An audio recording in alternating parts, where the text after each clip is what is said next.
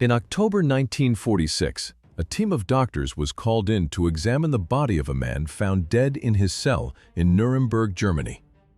He was one of the most eagerly anticipated defendants in the greatest trial in human history. A man who had escaped the gallows the night before, in a way that still leaves experts and historians without a definitive answer. And when the doctors opened his body, they found something no one had expected. The dead man was Hermann Göring, Adolf Hitler's number 2. Today, we take a deep dive into his story. Who was Hermann Göring? To understand what happened in that cell, we first need to understand who this man was and what ultimately brought him to Nuremberg. Hermann Göring was born in Bavaria in 1893 and became a hero of the First World War. A fighter pilot with 22 confirmed kills, he was awarded the Pour le Mérite, Germany's highest military decoration at the time. He joined the Nazi Party in 1922. In November 1923, he was shot in the groin during the failed Munich Putsch. And here, another story begins. The morphine prescribed for his pain led to an addiction that haunted him for the rest of his life. He was admitted to Långbro Hospital in Sweden twice, in 1925 and 1926. But he survived.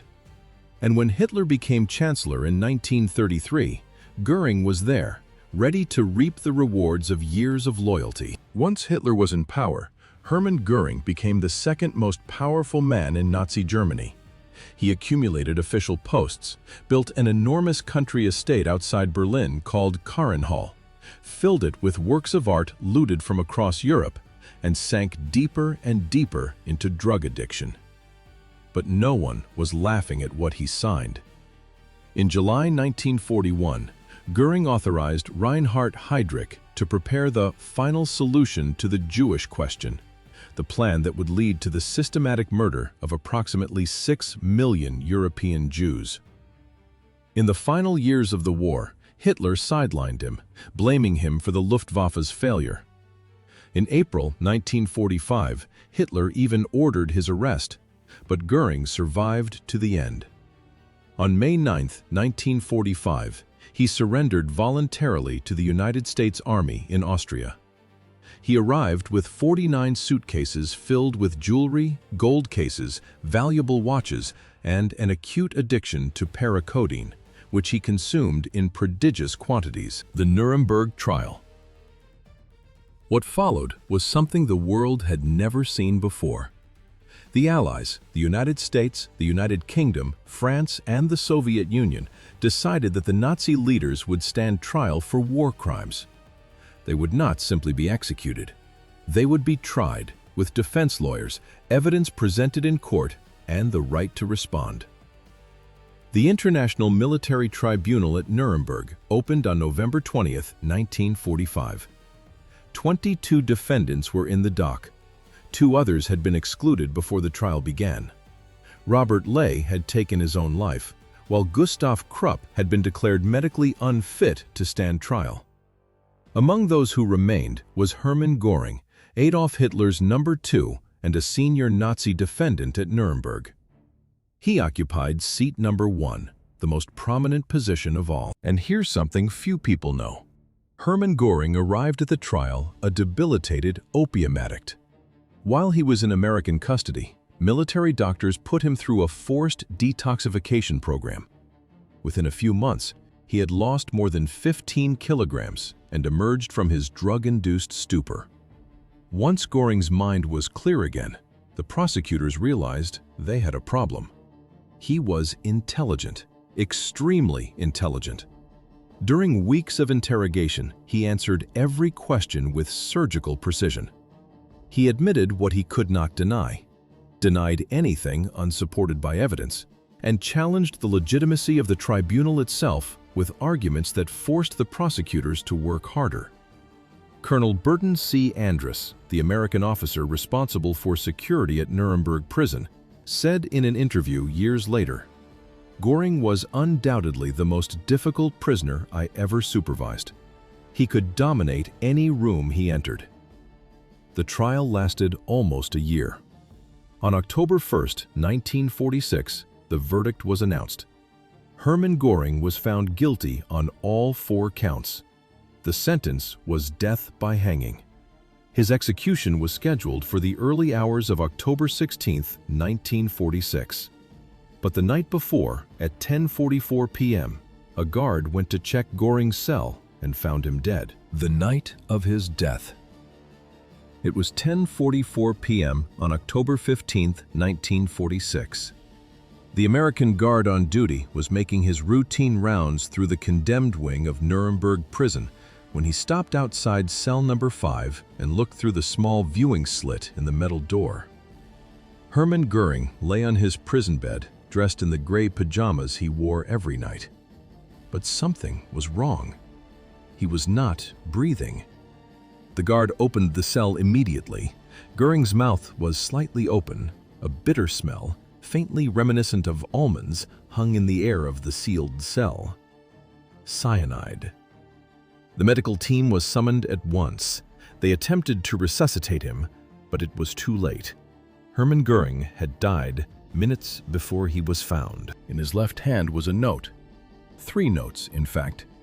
He had written 3 letters, one to the prison's American commandant, one to his wife, Emmy, and a third that no one had expected to find.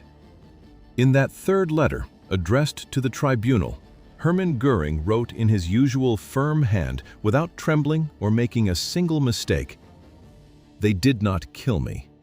I chose the moment of my death.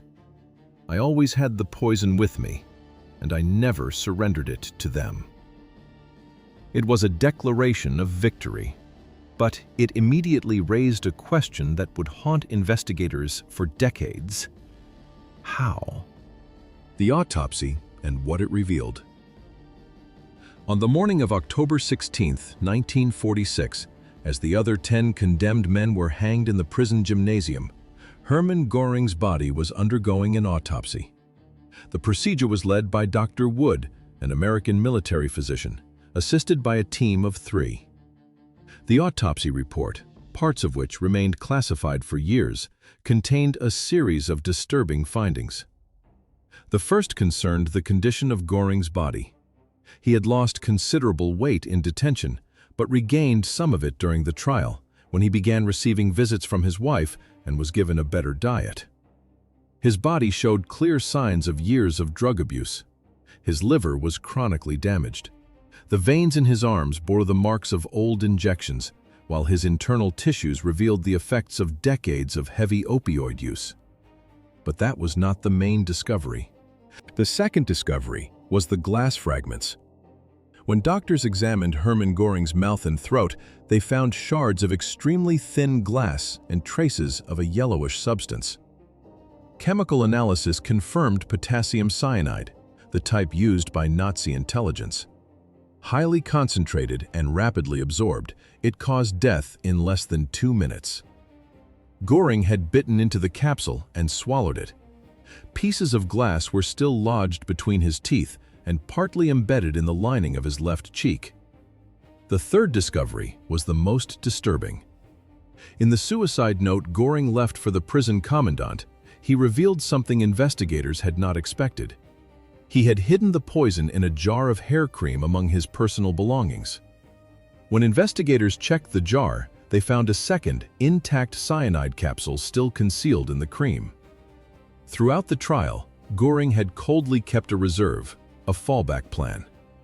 The investigation also raised the possibility that he had hidden capsules inside his body during searches, either in his digestive tract or in other body cavities. The official conclusion was that, over the course of several months, he had moved the poison back and forth between the jar of hair cream and his own body. When these details reached the American investigators, they reacted with utter disbelief. This is where we reach the question that still divides historians today. Whenever something seems impossible to explain, theories emerge at astonishing speed. Hermann Göring's death was no exception. Let's examine each of the main hypotheses. They range from plausible but unlikely to completely absurd, though even those may contain a grain of truth. Before we continue, we want to make sure you're still with us and enjoying the story. Leave the comment, "I want more stories." It only takes a moment, helps more people discover the video, and your comment may even be pinned to show that you were here. Theory 1. Lieutenant Jack G. Wheelis. This theory has gained the most traction over the years. Lieutenant Jack G. Wheelis was an American officer from Texas who served as the luggage officer at Nuremberg Prison. His job was to catalog and safeguard the prisoner's personal belongings. One detail is crucial. Wheelis had unrestricted access to Hermann Göring's baggage.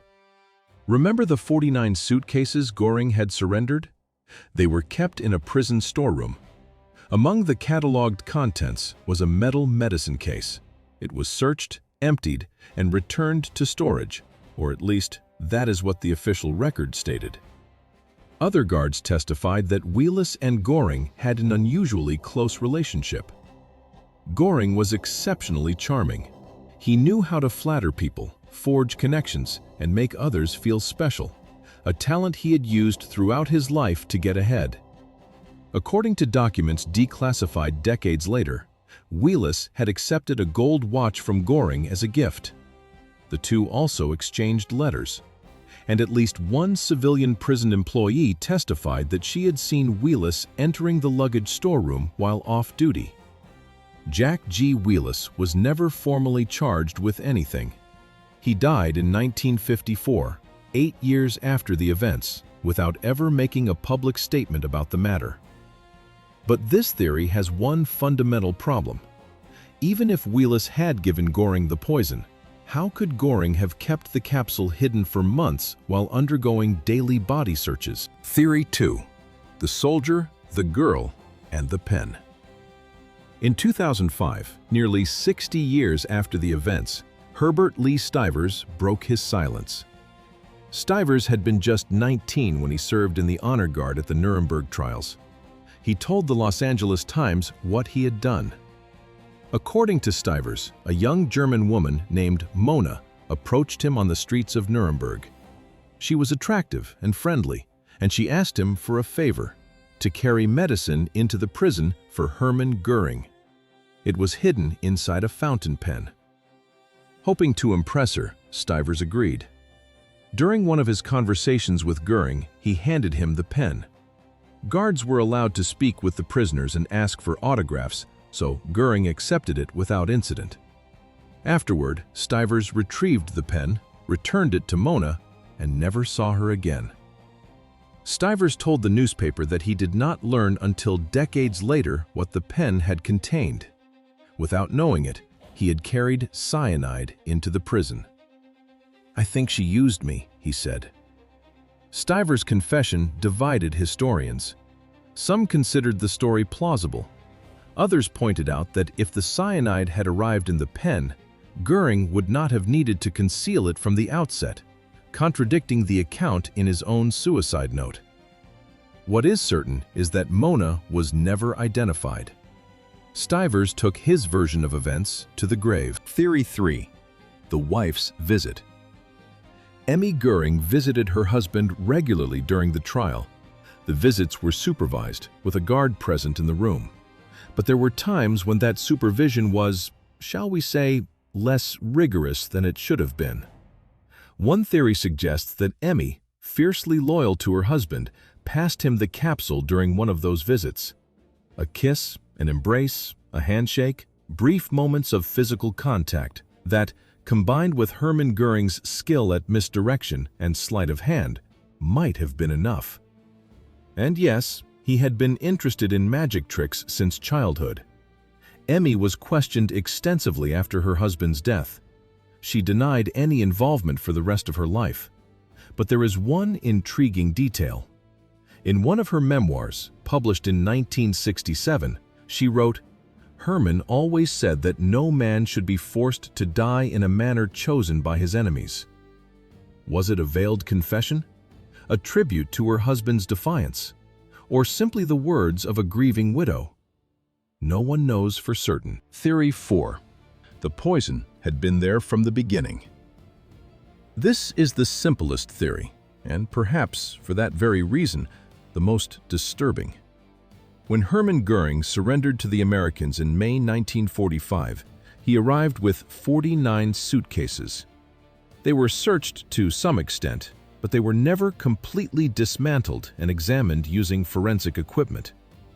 The theory is that one or more cyanide capsules had been concealed in that luggage from the very first day, inside false compartments, shoe soles, bars of soap, or modified toothpaste tubes. Over the following months, as his belongings were gradually returned to him for personal use in his cell, Göring recovered what he had hidden. That, in fact, is the version supported by Göring's own suicide note. Addressing the prison commandant, he wrote, "Ever since my arrest, I have always kept the poison capsule with me. When I arrived at Mondorf, I had 3 capsules. I left the first in my clothing so that it would be found during the search. I placed the second beneath the coat rack while I was undressing and recovered it when I dressed again. I concealed this one at Mondorf and later here in my cell so effectively that despite frequent and extremely thorough searches, it could not be found. During the court sessions, I concealed it on my person and in my high boots." It was both a boast about his own skill and a direct humiliation of the American security system. The theory gained further support in 1984 when historian Ben E. Swearingen published The Mystery of Hermann Göring's Suicide. He suggested that Lieutenant Jack G. Wheelis, the prison luggage officer who had access to Göring's baggage, had allowed Göring into the luggage depot to recover the poison from his belongings. So what did the official investigation conclude? The American investigation, opened immediately after Hermann Göring's death, questioned every guard on duty that night. Investigators searched every cell and examined every personal possession. The official conclusion, recorded in the United States Army Archives, was unequivocal. Göring had kept the poison with him from the moment he arrived. The note he left for the prison commandant supported that account. No guard was formally charged. No one was dismissed. The case was closed on the grounds that Göring had acted entirely alone. But to many historians, that conclusion seemed too convenient, too quick, too clean. Accepting Göring's version meant accepting that the United States Army had not been corrupted, that no American soldier had helped the world's most notorious war criminal escape the gallows, that Göring alone was to blame, a dead man who could no longer be prosecuted. It was an account that protected everyone. What do experts say today? Modern researchers who have studied Hermann Göring's case have reached some intriguing conclusions.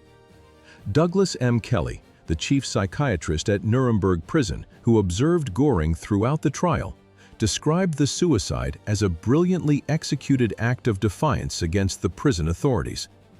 In Kelly's view, Göring had used every moment in custody not only to defend himself in court, but also to plan his departure on his own terms. Prison security experts who later examined the case identified a systemic weakness. At the time, the American guards had not been trained to handle high-value prisoners who were actively trying to conceal something. Their approach relied on passive surveillance rather than active detection, and Göring had exploited that weakness masterfully. The autopsy also revealed a medical detail that many accounts overlook. Fragments of the glass capsule showed that Hermann Göring had bitten down with precision. He had not crushed it in panic or broken it accidentally. His teeth had struck exactly along the glass's line of least resistance, as though he had rehearsed the movement in his mind many times. It was the behavior of someone who had planned that moment with great care. An American forensic psychologist who studied the case in the 1990s wrote in an academic paper that Göring had displayed throughout his life clinical traits consistent with what we would now call narcissistic personality disorder, an absolute conviction that he was superior to others, that the rules did not apply to him, and that he would always find a way out where others could not. And in the end, in some macabre sense, he was right. The discovery changed the picture. More recently, researchers at the Nuremberg Nazi Documentation Center conducted a detailed analysis, cross-referencing 3 separate sources: the original security search records, statements given by guards in the 1970s, and correspondence from Hermann Göring found in the family's private archives. Their findings were revealing. During Göring's first 30 days in detention, body searches were conducted by specially trained military doctors. From the 31st day onward, the procedure was simplified. The guards themselves carried out the searches despite having no specific training in body search techniques. This change coincides exactly with the period when, according to Göring's own letter, he had managed to keep the poison safely stored.